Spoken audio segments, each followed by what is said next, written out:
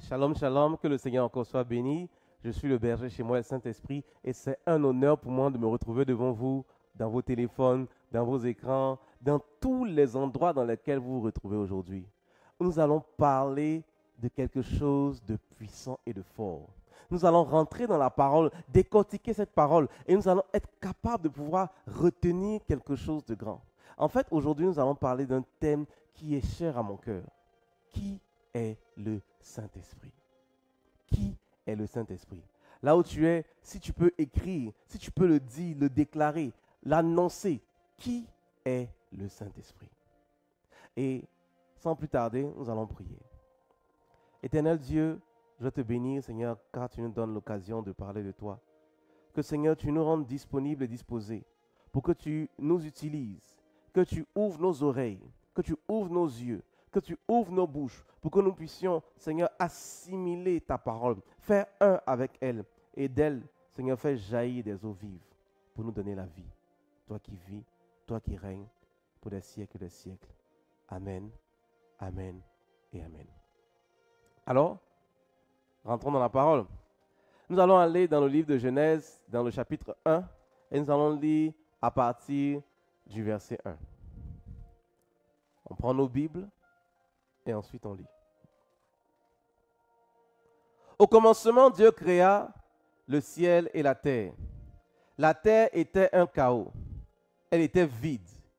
Il y avait des ténèbres au-dessus de l'abîme. Et le souffle de Dieu tournoyait au-dessus des eaux.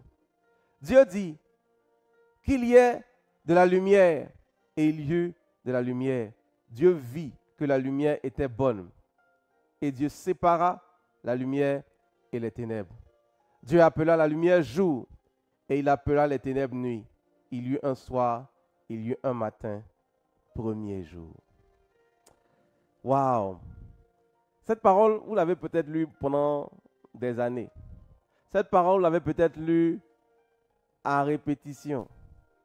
Mais dans ce passage est caché tout le mystère qui déroule le tapis, qui révèle qui est le Saint-Esprit.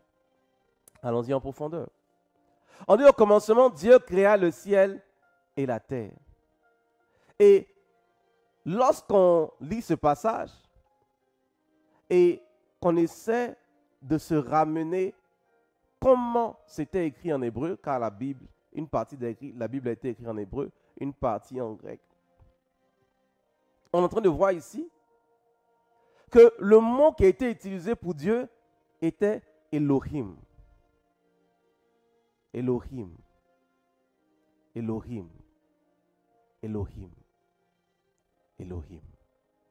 Qu'est-ce que Elohim veut dire? Elohim, en fait, c'est le pluriel de Eloha. Eloha, qu'est-ce que ça veut dire? Eloha veut dire tout simplement Dieu, une divinité. Donc ici, en fait, dans ce texte que nous sommes en train de lire, une révélation est automatiquement en train de se présenter. On nous dit que Dieu créa le ciel et la terre. Mais en fait, d'une certaine manière, on aurait pu dire les dieux. Mais dans le français, c'est singulier. Il y a quelque chose qui se cache en fait ici. Parce que le mystère de la pluralité et de la singularité de Dieu se trouve dans cela. Plusieurs personnes en un. Et plus tard, lorsqu'on avance encore dans le même livre de Genèse, à partir du verset 28, on dit, Dieu dit, faisons l'homme à notre image et selon notre ressemblance, pour qu'il domine sur les poissons de la mer, sur les oiseaux du ciel, sur le bétail, sur toute la terre et sur toutes les bestioles qui fourmillent la terre. Dieu parle de lui au pluriel. Il y a un mystère qui est là. Il y a un mystère qui est là. Et ensuite, lorsqu'on avance encore dans le passage, on arrive au chapitre 2, on nous dit que le Seigneur Dieu façonna l'homme de la poussière de la terre. Il insuffla dans ses narines un souffle de vie et l'homme devint un être vivant. Il insuffla dans ses narines un souffle de vie et l'homme devint un être vivant. Bien sûr, après, on sait ce qui s'est passé. l'homme a péché. L'homme a été chassé du jardin d'Éden. Et depuis que l'homme a été chassé du jardin d'Éden, quelque chose s'est passé dans le cœur de Dieu. Il a cherché mains et pieds le moyen de pouvoir ramener l'homme à sa position. Mais repartons encore pour essayer de toucher son action.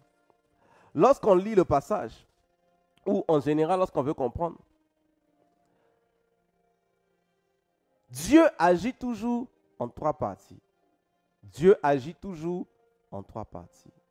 Dieu, pluralité, agit toujours en trois parties. Celui qui est pluriel et singulier en même temps agit en trois parties. Pour le comprendre, il faut aller dans le livre de Corinthiens.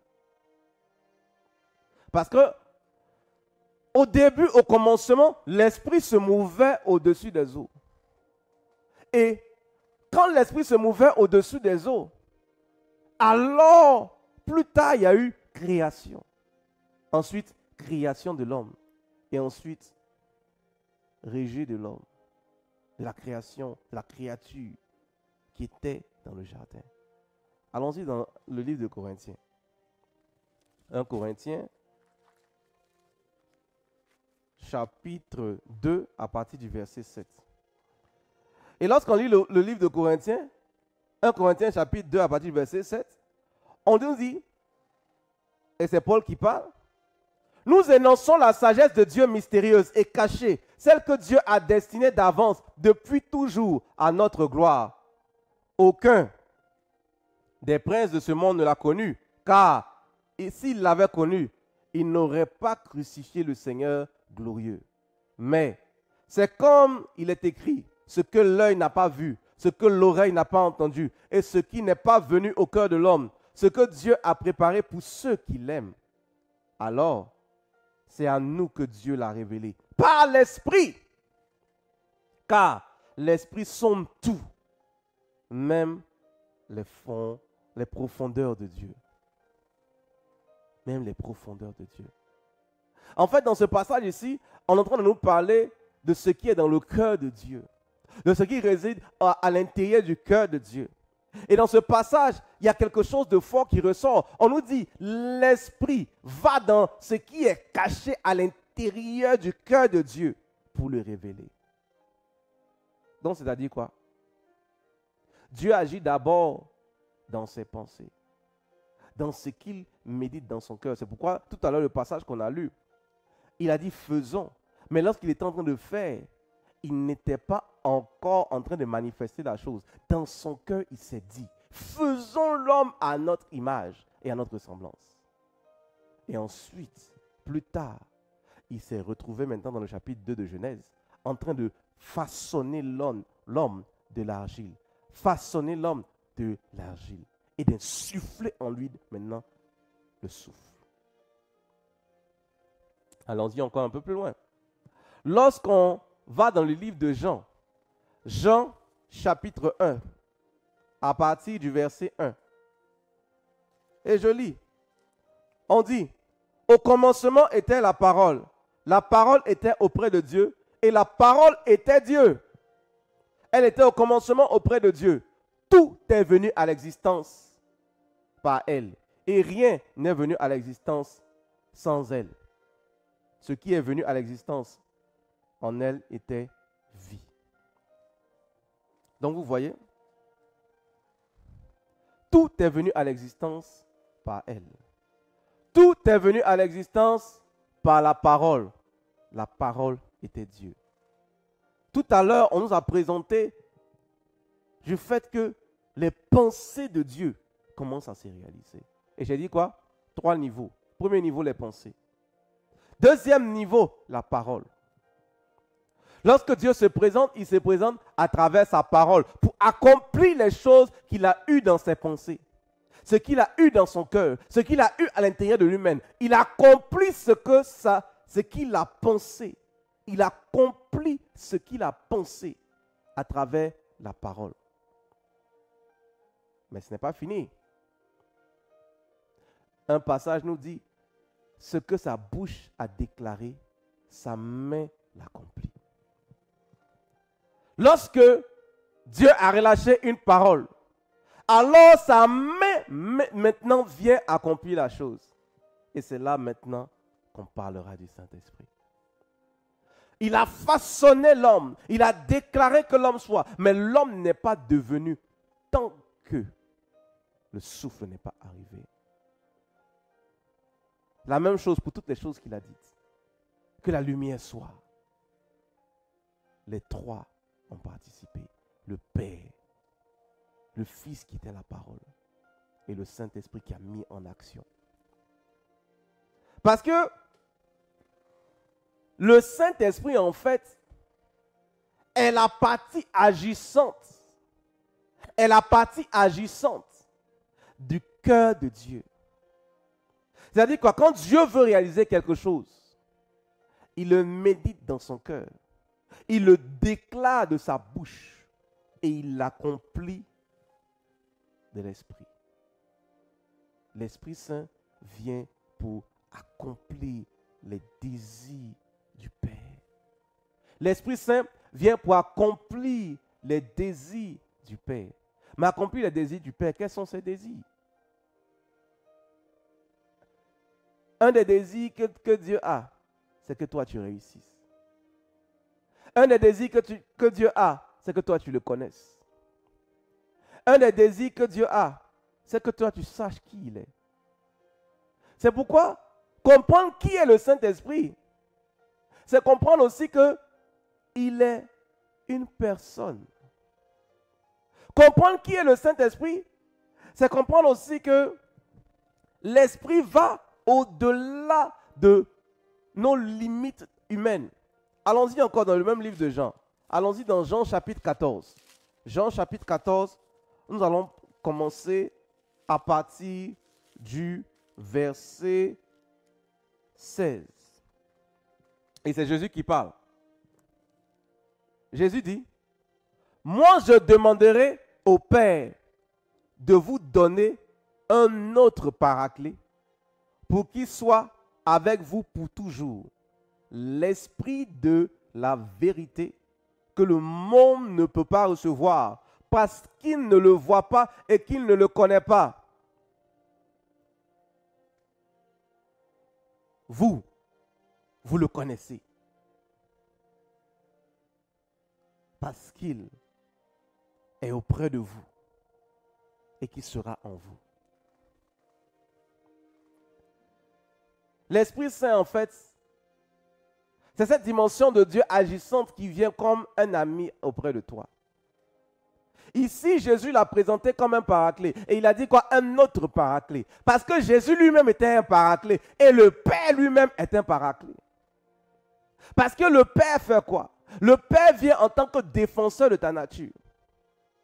Lorsque le diable s'est levé pour accuser Job devant toute la cour des anges, Dieu a dit, tu peux tout toucher, sauf parce qu'il avait confiance en son serviteur Job. Lui-même, il a dit, tu as vu mon serviteur Job, comment il est bien. Tu as vu mon serviteur Job, comment il a de la prestance, il suit mes voies. Dieu était l'avocat de Job. De la même manière, comme l'homme voyait Dieu comme distant, il est venu comme l'Emmanuel, Dieu parmi nous, celui qui décide de rejoindre l'homme dans sa dimension humaine. Le Christ est venu. La parole est venue. Mais lui aussi, lorsqu'il devait partir, il dit, je ne vous laisserai pas orphelin. Un autre paraclet qu'il demanderait au Père devait venir pour accompagner. Un autre paraclet qu'il allait investir de tout ce que lui, il avait, de toute la charge qu'il avait, allait maintenant faire le travail qu'il était en train de faire avant. Et lorsqu'on descend encore au verset 26, on dit, mais le paraclet, l'Esprit Saint, que le Père enverra en mon nom, qui vous enseignera tout et vous rappellera tout ce que moi je vous ai dit. C'est le paraclet qui est celui-là qui marche auprès de toi. et qui demeurera en toi en te rappelant l'enseignement de Jésus. Qui est le Saint-Esprit? Le Saint-Esprit est cet ami qui est capable de te dire la vérité. Le Saint-Esprit est cet ami qui est là pour te permettre d'être convaincu de ton péché, de connaître le bon jugement et de savoir quelle est la justice de Dieu pour toi. Le Saint-Esprit est celui-là qui décide de marcher avec toi même quand tu t'éloignes de Dieu. Toujours auprès de toi. C'est pourquoi le Saint-Esprit est un peu comme un metteur en scène. Le Saint-Esprit va gérer les circonstances autour de toi. Le Saint-Esprit va s'assurer que tout ce qui tourne autour de toi est disponible pour avancer dans la gloire. Le Saint-Esprit est ce vent-là qui vient souffler toutes tes montagnes pour les aplanir. Le Saint-Esprit est ce feu-là qui vient brûler tout ce que l'ennemi peut essayer de déposer comme ivraie dans ta vie. Le Saint-Esprit est ton ami. Ton ami qui t'envoie vers la réussite. Et voici ce que le Seigneur dit.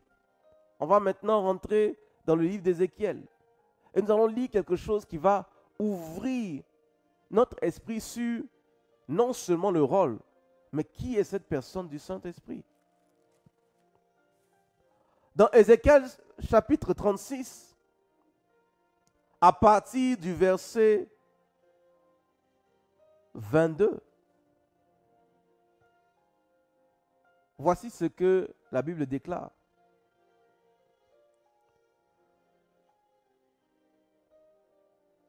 À cause de cela, dis à la maison d'Israël, ainsi parle le Seigneur.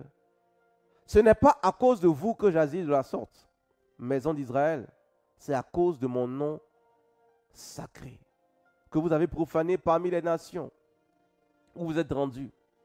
Je montrerai qu'il est saint, mon grand nom, qui a été profané parmi les nations.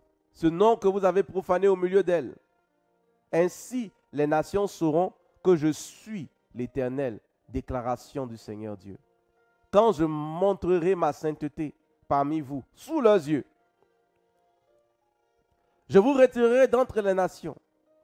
Je vous rassemblerai de tous les pays et je vous ramènerai sur votre terre. Je vous aspergerai d'une eau pure et vous serez purs. Je vous purifierai de toutes vos impuretés et de toutes vos idoles. Je vous donnerai un cœur nouveau et je mettrai en vous un souffle nouveau.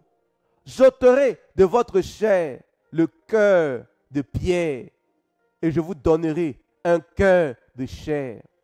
Je mettrai mon souffle en vous et je ferai en sorte que vous suiviez mes prescriptions, que vous observiez mes règles et les mettiez en pratique. Vous habiterez le pays que j'ai donné à vos pères. Vous serez mon peuple et moi je serai votre Dieu. Voici la parole que Dieu déclare sur ta vie. Au finish, en fait, une des grandes choses que Dieu veut, c'est de te ramener dans son amitié totale. Une des grandes choses que le Père veut, c'est de te ramener dans son amitié totale, pour que tu connaisses les secrets de son cœur. Pour que de la même manière que le Saint-Esprit connaisse les secrets de son cœur, que toi aussi tu puisses connaître les secrets du cœur du Père, la manière dont il pense. Et c'est pourquoi la Bible dit, fais de l'Éternel tes délices et il te donnera ce que ton cœur désire. Lorsque tu as été capable de te laisser ramener à la dimension des délices de l'Éternel, tout ce que ton cœur désire sera aligné aux pensées de Dieu. Et puisque ton cœur sera aligné aux pensées de Dieu, alors, quelle que soit la chose, il accomplira. qui est le Saint-Esprit. Le Saint-Esprit est cet ami qui veut que tu lui parles, qui veut que tu prennes du temps avec lui. Le Saint-Esprit est cet ami qui a besoin que tu apprennes ce dont toi-même tu as besoin pour réussir.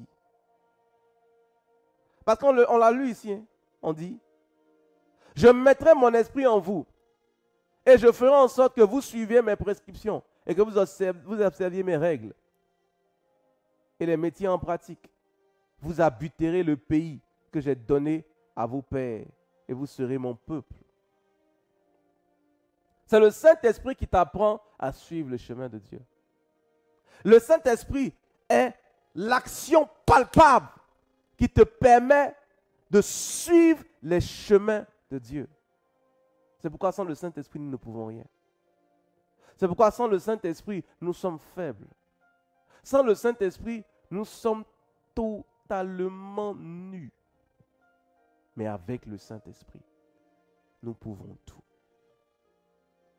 Je puis tout par celui qui me fortifie. Qui te fortifie? C'est le même esprit qui a fortifié le Christ lorsqu'il était à Gethsémani. Lorsqu'il était à Gethsémani, il a voulu rejeter la cause pour laquelle il est venu. Lorsqu'il était à Gethsémani, son humanité a commencé à prendre le dessus. Il a pensé à tout abandonner. Mais il a dit, Père, non pas ma volonté, mais toi ta volonté. Et il s'est laissé plier à l'esprit. Pendant qu'il s'était laissé plier à l'esprit, à ce moment précis, des anges sont descendus du ciel pour le fortifier. Qui est le vent qui pousse les anges? C'est le Saint-Esprit. C'est pourquoi il est présenté sous plusieurs images. Car il est cet ami-là qui est capable de te donner la force quand tu en as besoin. Il est cet ami-là qui est capable de marcher avec toi et d'ouvrir les chemins. Parce qu'il commande les anges. Tout vent s'élève que par le Saint-Esprit. Ézéchiel, chapitre 1. Dans Ézéchiel, chapitre 1, un mystère nous est expliqué. À partir du verset 3, je lis. La Bible dit, la parole du Seigneur parvint à Ézéchiel, fils de Bouzi, le prêtre, au pays des Chaldéens, près du Kébar. C'est là que la main du Seigneur fut sur lui. Je regardai, il vint du nord, un souffle de tempête, une grosse nuée et une gerbe de feu qui répandait une clarté tout autour. Il y avait comme un éclat étincelant sortant du milieu d'elle, du milieu du feu. Au milieu, quelque chose qui ressemblait à 4 êtres vivants, dont l'aspect semblait humain. Chacun d'eux avait 4 faces et 4 ailes. Leurs jambes étaient droites et leurs pieds étaient comme des sabots, les sabots d'un taurillon. Ils étincelaient de l'éclat de bronze poli. Il avait des mains hommes sous les ailes et à leurs 4 côtés. Et tous les 4 avaient leurs ailes et leurs faces. Leurs ailes étaient jointes l'une à l'autre et ne tournaient pas quand ils se déplaçaient. Chacun allait droit devant lui. Leur face ressemblait à celle d'un homme. Tous les 4 avaient une face de lion à droite. Tous les 4, une face de taureau à gauche. Tous les 4, une face d'aigle. Leurs faces et leurs ailes étaient séparées par le haut. Chacun avait des ailes jointes l'une à l'autre et 2 qui lui couvraient le corps. Chacun allait droit devant lui. Et faites attention. Ils ne tournaient pas quand ils se déplaçaient. Ils allaient là où allait le souffle. Ils allaient là où allait le souffle. Tous les anges au service de Dieu marchent de cette manière. Déploient leurs ailes. Le souffle les envoie dans une direction. Et de cette direction, eux maintenant sont capables d'accomplir les éléments tout ce qui leur est permis d'accomplir selon leur force, en fonction de la direction dans laquelle le vent souffle. Le vent souffle pour toi. Le vent souffle dans ta direction. Parce que si tu écoutes ce message d'ailleurs, c'est que Dieu veut te permettre de comprendre qui est le Saint-Esprit. Si tu écoutes ce message d'ailleurs, c'est que quelque chose t'est tendu. Une perche pour te faire monter à une dimension supérieure. Pour que tu comprennes les opérations de Dieu. Parce que si tu n'as pas compris la pensée de Dieu, tu ne peux pas déclarer la parole de Dieu. Si tu n'as pas compris la parole de Dieu, tu ne peux pas rentrer dans les actions de Dieu. Car c'est de l'abondance du cœur que la bouche parle. Tu as besoin alors de quelque chose. Tu as besoin d'un renouvellement. Tu as besoin de laisser le Saint-Esprit te montrer qui il est. C'est une personne. Et comme toute personne, il faut prendre le temps de la découvrir. Nous allons prier. Tu vas juste prier pour dire, Saint-Esprit, montre-moi qui tu es. Tu vas juste prier pour dire, Saint-Esprit, je veux te connaître. Tu vas juste prier pour dire, Saint-Esprit, j'ai besoin de toi. Ta réussite en dépend. Ta prospérité en dépend. Ta santé en dépend. Tous les aspects de ta vie dépendent de ta capacité de rester et de comprendre qui est le Saint-Esprit. Alors parle-lui. Esprit Saint de Dieu, montre-moi qui tu es. Pendant que, Seigneur, je suis là devant toi, je veux te connaître. Je veux te connaître plus encore. Je veux te connaître au-delà de ce que peut-être j'ai pensé de toi. Je veux te connaître au-delà de ce que j'ai imaginé de toi.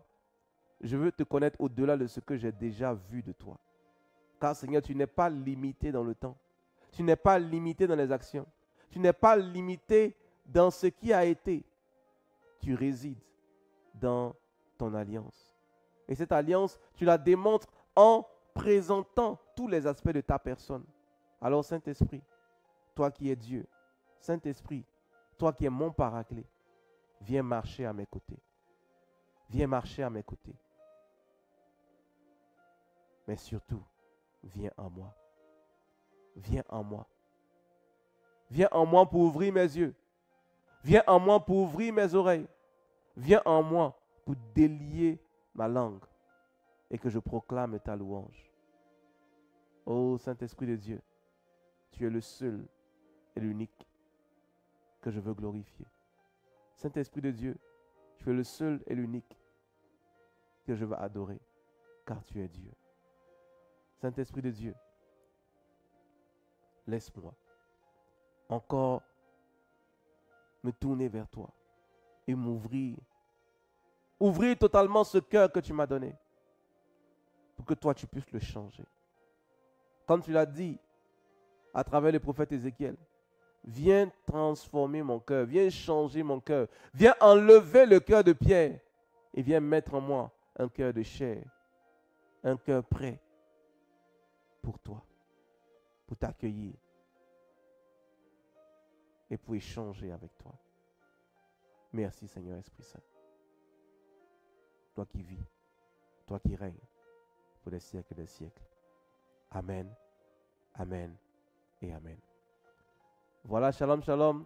J'espère que ce petit temps d'échange vous a permis d'avoir une nouvelle perspective de Dieu.